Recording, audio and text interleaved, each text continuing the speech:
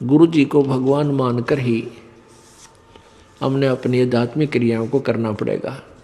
क्योंकि आप जब गुरु जी के पास जाओगे तो आपके मन में ये होगा, यदि इनके स्थान पर भगवान होते आज तो आप कैसा व्यवहार करते। निष्कपट गदगद आत्मा और चेहरे की तरह देखते रहते। तो ऐसे आप में विनम्रता आवेगी, आपका अंतःकरण नरम होगा, आपका दोष दूर होने लग जाएगा। यदि आप इस दास को अपने जैसा ही एक व्यक्ति समझोगे, भाई थोड़ी बहुत दो बात सीख रहा है, गुरुजी है नाम देता ले लेता हूँ, इससे लाभ नहीं होगा। लाभ होगा तभी जब आपके हृदय में असीम श्रद्धा होगी इस दास के प्रति, एज ए गॉड। दास गॉड नहीं है, दास भगवान नहीं है, लेकिन आपने सपोज करना पड़ेगा, आपने मानना पड़ेगा इस इक्वेशन को, इस प्रश्न को हल करने के लिए, जन्म और मृत्यु के इस प्रश्न से पीछा छुटवाने के लिए, हल को सोल्व करने के लिए प्रॉब्लम को आपने मानना पड़ेगा। ये रूल है ईश्वर का।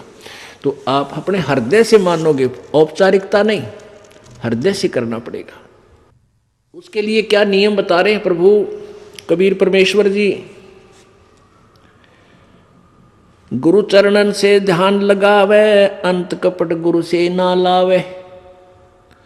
गुरु वचन निश्चय कर माने है, पूरे गुरु की सेवा ठाने। ओहो, गुरु वचन निश्चय कर माने, गुरु जी का वचन पर पूरा विश्वास रखे, जो वो कहें उसको अवश्य आज्ञा का पालन करे, और पूरे गुरु की सेवा यानी पूरे गुरु को बनावे, उसकी पूजा करे, उसके अनुसार साधना करे, अधूरों से नहीं। गुरु की शरणा लीजय भाई, तात जीव नरक नहीं जाई। गुरु कृपा कटे यम फांसी, विलम न हो मिले अविनाशी। गुरु बिन काहू न पाया ज्ञाना, जो थो था भूछड़े किसाना। पूरे संत के बिना कहते हैं जो साधना भी कर रहे हैं वो ऐसी है जैसे कोई अनजान शराबी किसान और थोथे उसने कूट रहा हो, उसमें से अन्न निकालने के लिए कभी नहीं निकल सकता, कितना प्रयत्न कर ले, थोथे उसको कूटने से उसमें से अन्न नहीं निकले। जैसे धान निकालते हैं तो जिसमें धान सहित जो भूस है उसको कूटेंगे तो धान परल परल निकलेंगे, और उस भूस को कूटेंगे धान रहित तो कितना कूट ले, कुछ हासिल नहीं, कितना प्रयत्न कर ले। ऐसे ही शास्त्र विधि रहित और अधूरे गुरुओं के आधारित जो साधना हम कर रहे हैं वो थोथा भूस कूट रहे हैं। गुरु बिन काहू न पाया ज्ञाना, जो थोथा भूस छड़े किसाना। तीर्थ व्रत और सब पूजा, गुरु बिन दाता और न दूजा। नौनाथ 84 सिद्धा, गुरु के चरण सेवे गोविंदा। गुरु बिन प्रेत जन्म सब पावे, वर्ष संसर गर्भ सुरहावे। गुरु बिन दान पुण्य जो करही, मिथ्या होव कदे ना फल ही। गुरु जी के बिना आप कोई भी दान पुण्य करते हो मिथ्या होगा, कभी नहीं फलेगा।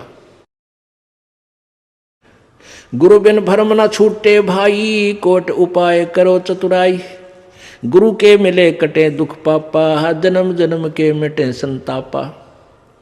गुरु के चरण सदा चित दीजय, जीवन जन्म सफल कर लीजय। गुरु भक्ता मम आत्म सोई, वाके हृदय रहूं समोई। ओए होए, अब फाइनल फैसला कर दिया गुरु जी परमात्मा ने, कबीर जी ने, कि गुरु भक्ता मम आत्म सोई। जो गुरु जी का सच्चा भक्त है, जैसी लगन गुरु जी में है, उसकी सच्ची श्रद्धा गुरु जी के ऊपर है, तो गुरु भक्ता मम आत्म सोई, वो मेरी आत्मा है, वो मुझे प्यारा लगता है जो गुरु जी के साथ निष्कपट भाव से सच्चा भक्त है उसका। गुरु भक्ता मम आत्म सोई, वाके हृदय रहूं समोई। मैं उसके हृदय में समाया रहूंगा। जब तक आपके हृदय में प्रभु समाये रहेंगे तो आपकी श्रद्धा भगवान में बनी ही रहेगी।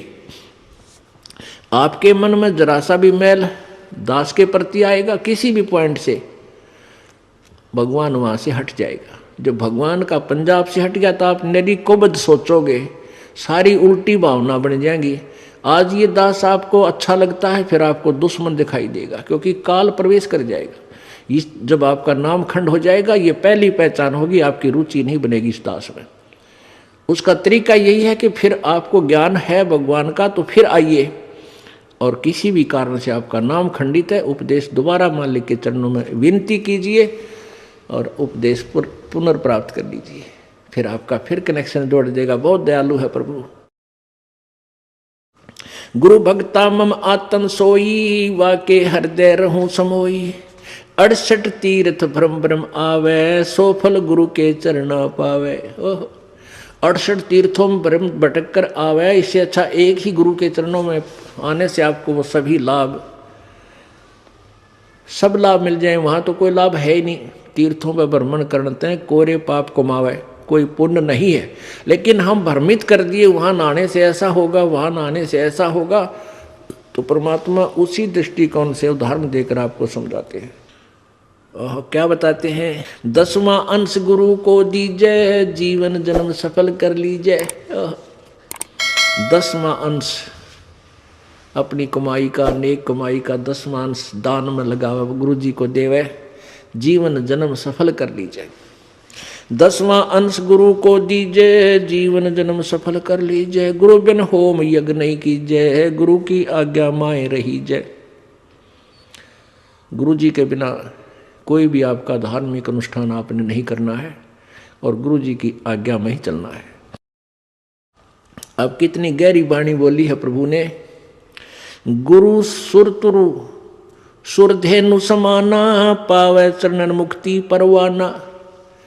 आप जो सतगुरु हैं, पूरे गुरु हैं, देवताओं के एक सुरतरु बताते हैं। स्वर्ग में एक सुरतरु, देवताओं का वृक्ष, तरु माने वृक्ष, कहते हैं उसके नीचे बैठकर जो भी कामना करते हैं वही मनोकामना पूर्ण हो जाती है। सुरतरु बोलते हैं उसके, देवताओं का वृक्ष। और एक सुरधेनु यानी देवताओं की गाय, उसके पास जाकर के जो भी याचना करते हैं उसी वही यानी आहार, उसको खाद्य पदार्थ बना बनाया तैयार मिल जाता है। तो कहते हैं गुरु जी, सतगुरु जो होते हैं वो सुरतुरु भी है और सुरधेनु भी है। गुरु गुरु सुरतुरु सुरधेनु समाना, पावे चरण मुक्ति परवाना। तन मन धन अर्प गुरु सेवे, हो गलतान उपदेश से लेवे। तन मन धन अर्प, अर्पण करके और गुरु जी की यानी शरण ग्रहण करे, उपदेश ले। तन मन धन अर्प गुरु सेवा। तन मन धन कैसे अर्पण करना है? पुण्यात्माओं, अपने हृदय में इस बात का एक गांठ लगा ले, यानी सच्चे दिल से अपना विश्वास कर ले कि ना तो ये शरीर तेरा और ना वो संपत्ति और परिवार तेरा, बिल्कुल नहीं है। ये मन में धारणा हो जाए कि न तो मेरा परिवार है, न मेरा शरीर है, न ही मेरी ये संपत्ति है, ये सब प्रभु की है और इसका सदुपयोग करूं। संपत्ति का 10वां अंश गुरु को दीजिए, ये धन अर्पण कर दिया आपने। और अपने बच्चों को, परिवार को भी मालिक के चरणों में लगा दे ताकि उनका भगवान रखवाला हो जाए और आप भी समर्पण रहे प्रभु में। तन मन धन अर्प गुरु सेवे, हो गलतान उपदेश ही लेवे। सतगुरु की गति हृदय धारे, और सकल बकवाद निवारे।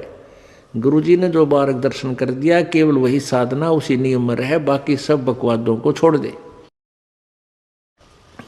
गुरु के सम्मुख वचन ना कहे, सो ससरेनी गैणी सुख ले। गुरु के सामने अपनी नहीं चलावे तगड़मबाजी, क्योंकि आपको वो ज्ञान नहीं हो सकता जो इस दास पर कृपा मालिक ने कर रखी है। और इस दास की आज्ञा और जो भी फाइनल फैसला करे वो फाइनल हो आपके लिए। आपका पुराना ज्ञान चाहे कितना आपने अच्छा लगता उसको रिजेक्ट कर दे, छोड़ दे। जिन बातों से गुरु दुख पावे, उन बातों को दूर भगावे, उनको फेंक दे, चाहे कितना अच्छा लगता छोड़ दे उन सब चीज़ों ने। अब जैसे शुगर के मरीज को अब मीठा तो अच्छा लग गया उसने, और डॉक्टर कहे भाई शुगर तो मरीज ये मीठा नहीं खाएगा, ना मिठाई ना चीनी, और वो फिर भी डॉक्टर की आज्ञा का पालन नहीं करता तो मरेगा फिर, और क्या इलाज है। तो चीनी मीठी तो लग रही है, इसमें कोई शक नहीं, मीठी भी है, लेकिन उसके लिए विष है।